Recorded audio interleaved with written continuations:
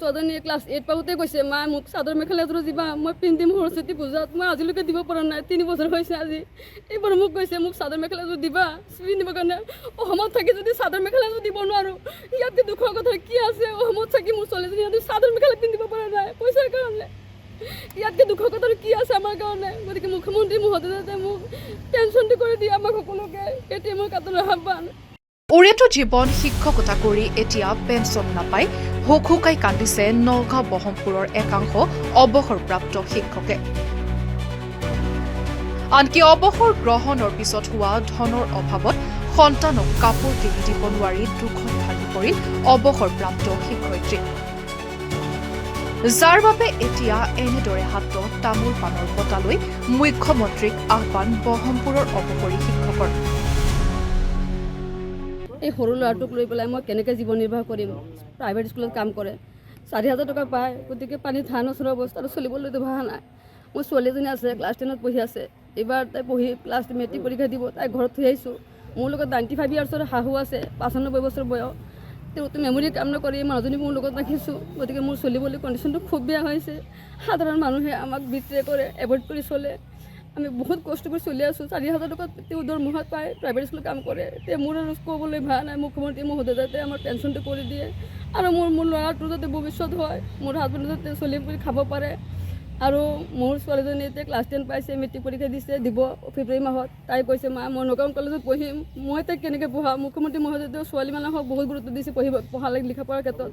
তাই half yearly পৰীক্ষাত 86.6 হৈছে পাৰ্চেণ্টেজ। তাই লিখা পঢ়াত আপোনালোকৰ আশীৰ্বাদত বহুত ভাল। গতিকে মই যাতে ছোৱালীজনী পঢ়াব পাৰোঁ, যাতে তেওঁ বহুত গুৰুত্ব দিছে ছোৱালী ফালৰ পৰা। ছোৱালীবিলাকক যাতে দুখ বেদনা বুজি পায় আৰু পেঞ্চনটো কৰি দিয়ে। মোৰ যাতে হাজবেণ্ডৰ পেঞ্চনটো কৰি দিয়ে আৰু আমাৰ এই শিক্ষকসকল যাতে দুখ বেদনা বুজি পায় নগাঁও ডিষ্ট্ৰিক্টৰ এইটো, আৰু ঘৰখন চলাৰ কাৰণে যাতে তেওঁ উপায় কৰি দিয়ে। মই এইটো কাটনৰ আহ্বান যাতে মই মোৰ শাহুক লৈ ল'ৰা ছোৱালীক লৈ আৰু এই সকলো যাতে উপকৃত হওঁ, পেঞ্চনটো কৰি দিয়ে মুখ্যমন্ত্ৰী মহোদয়ক মই কাটনৰ আহ্বান কৰিছোঁ। 2001 চনত হাইস্কুলত ফিক্স পেভাৱে নিযুক্তি পোৱা শিক্ষকসকলক 2021 চনত স্থায়ী নিযুক্তি দিছিল ৰাজ্য চৰকাৰে। কিন্তু স্থায়ী নিযুক্তি লাভৰ পূৰ্বে অৱসৰ গ্ৰহণ কৰা এইসকল শিক্ষক অনাকাংক্ষিতভাৱে বঞ্চিত হৈ পৰে অৱসৰৰ পাছত পাব লগা প্ৰাপ্য সুবিধাৰ পৰা।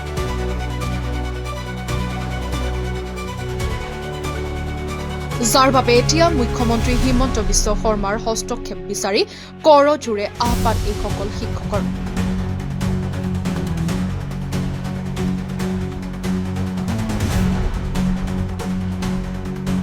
মাননীয় মুখ্যমন্ত্ৰী মহোদয়ক অৱগত কৰিব বিচাৰিছো যে আমাৰ 2001 চনতে চাকৰি পোৱা শিক্ষকসকলে 2021 চনৰ 26 ফেব্ৰুৱাৰীত অৰ্ডাৰটো ওলালে।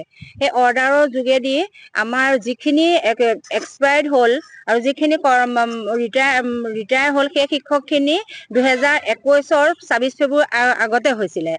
সেই মানুহখিনিৰ পৰিয়ালখিনিক বৰ্তমান পেঞ্চনৰ পৰা বা অন্যান্য সুবিধাৰ পৰা আমি একো সুবিধা লাভ কৰিব পৰা নাই। মাননীয় মুখ্যমন্ত্ৰী মহোদয়ক এটা গুৱাপানৰ যোগেদি আমাৰ পৰিয়ালখিনিক যেন আপোনালোকে চকু মেলি চাই আৰু আমি আমাৰ একেবাৰে পানীত হাঁহ নচৰা অৱস্থা হৈ আছে বৰ্তমান। ল'ৰা ছোৱালী, মোৰ ল'ৰা এটা, মোৰ মানুহজন ঢুকাই থাকিলে আৰু মোৰ মানুহজন 27লৈকে চাকৰিকাল আছিলে। এতিয়া মোৰ ল'ৰাটো পঢ়াবৰ কাৰণে মোৰ বহুত অসুবিধা।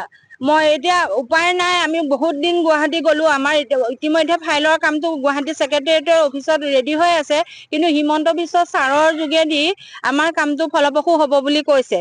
সেই কাৰণে আমি উপায় নাপাই ছাৰক এটা আমি কাতৰ অনুৰোধ জনাব বিচাৰিছো।